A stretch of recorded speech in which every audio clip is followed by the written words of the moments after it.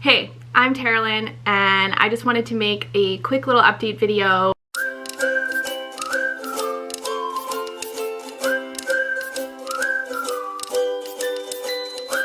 Yeah, I'm just showing up in this space with, you know, my natural face, how I look today.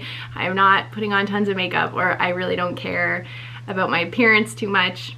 I hope that's okay.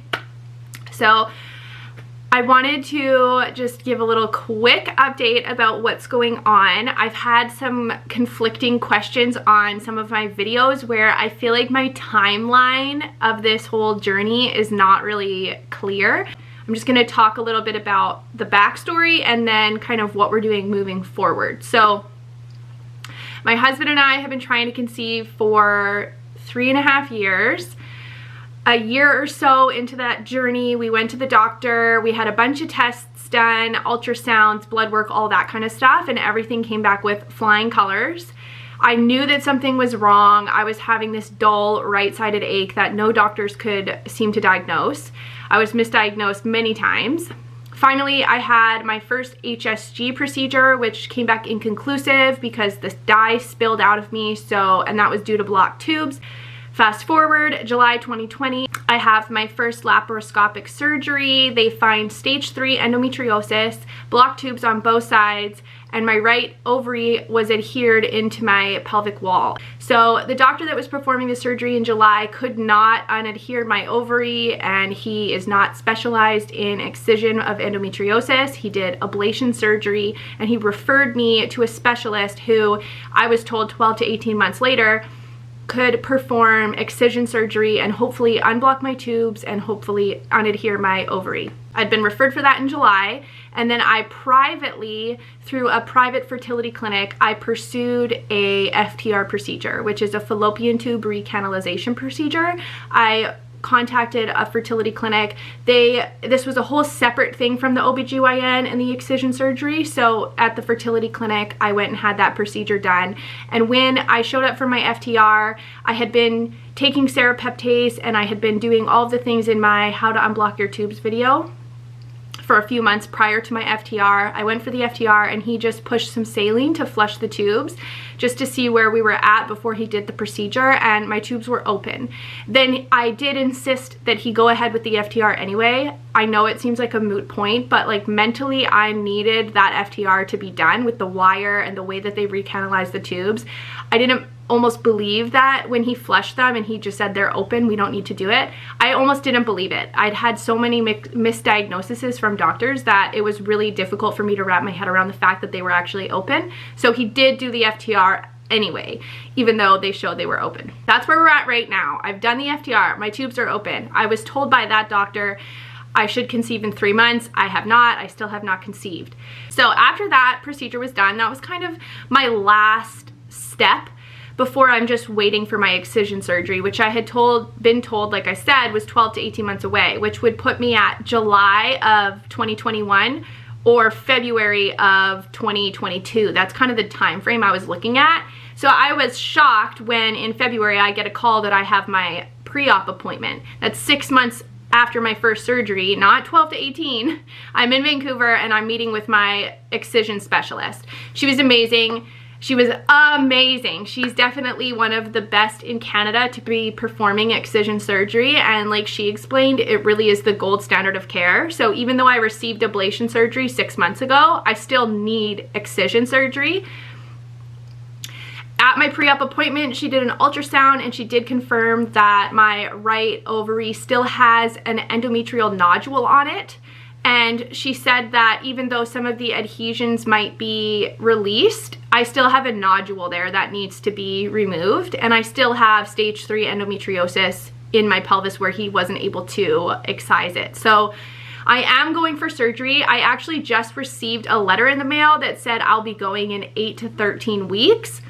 Which is so much sooner than I anticipated, and I was really worried that like mentally I would not be ready for another surgery so soon, because this journey has honestly been like devastating news after devastating news after devastating news. So I wasn't mentally ready.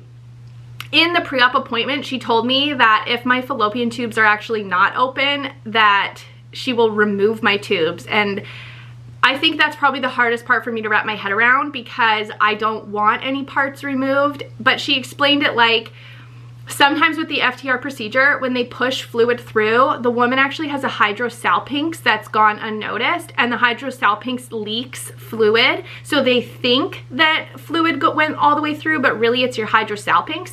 I've never been diagnosed with a hydrosalpinx. I think she was just getting me ready for, if I have a hydrosalpinx in surgery, she will have to remove the tube. Basically, a hydrosalpinx is where the tube has like swollen up full of like this sludgy, unhealthy fluid, kind of like if you have a chocolate cyst. It's like old blood and endometrial cells, and it's just not a good thing. And the reason that they removed the tube is because the other ovary and tube actually has a good chance of picking up an egg if you remove that unhealthy tube. If you keep the unhealthy tube in there, then it can just constantly flush away any potential embryos. So that's how she explained it to me. Mentally, I have been trying to prepare myself for the removal of a tube.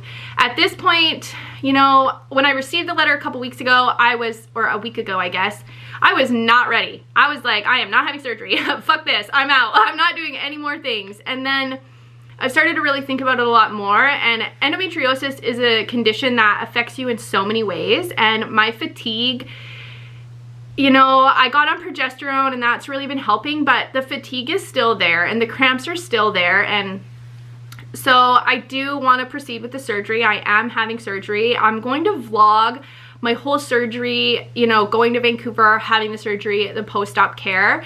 Obviously, it's just going to be me and my husband. We have to go and stay in Vancouver close to the hospital for a few days because I'm going to have an ovarian suspension placed, which is, I've never heard of this before, but in my pre-op appointment, she explained that when they remove the ovary from your pelvis, they have to hang it with stitches, kind of like the stitches come out of your body and it's kind of hung there because otherwise the ovary would just adhere to the abdominal wall again. So that's obviously an important part of the surgery, and I have to stay close to the hospital just in case anything really goes wrong. Basically, if anything goes wrong, you're close to the hospital and close to the surgeon who performed the surgery. So we'll stay in Vancouver for 3 days and then we will come home to Campbell River, and I will have to find an OBGYN locally who can remove the ovarian suspension. So in my serapeptase video, I talked about, or I think maybe in one of my videos, I talked about how, I think it was my FTR video, I talked about how my ovary appeared down where it should be and not up in the place where it had been adhered previously. So I do think that the serapeptase has helped those adhesions loosen up or something, but I don't actually know. And I won't really actually know until my second surgery. So in my first surgery, they confirmed like, hey, you're all adhered together. And then I took serapeptase. And then I had an FTR procedure, which they don't go in and look inside of you. The FTR procedure is a little bit more of like an intense HSG where they are taking pictures via x-ray.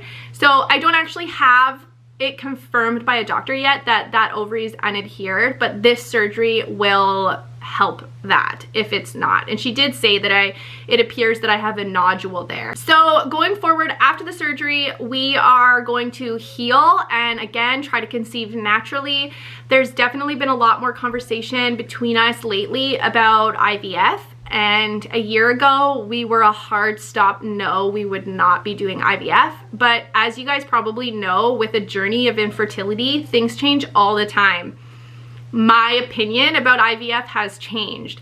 And we used to say like, it's way too hard on the woman's body, you know, we couldn't handle it, there's just no way that we wanted to do that. And now we're like, okay, well, we really want this child together, so what choice do we have? We don't really have a choice.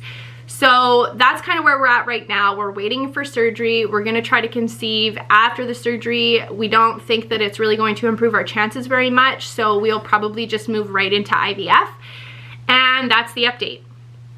That's kind of where things are at right now. I wanted to clear up any confusion that I had on my videos because the way that I put them out, I was just filming videos about serapeptase and about progesterone and about the FTR procedure, but it wasn't really like in order of what I did. And so I wanted to just kind of hop on here and make this video about the actual progression of the story. Hopefully, if you had any questions, that clears it up, but that's where we're at right now. We are waiting for excision surgery, which should be happening next month or possibly in May. So I will kind of vlog the process, and that's kind of all I have for you today. I just wanted to get this video up just in case there was any confusion, and I've really been enjoying connecting with you on some of my videos. Your comments just make my life like so much better. I cannot even explain how amazing it feels to have women out there say, hey, we're going through the same thing, because when you're going through it, it's so isolating. So leave me a comment below. I love talking with you guys, and if you wanted to subscribe, I would totally appreciate that too, obviously. Thanks for watching, and I will see you next time.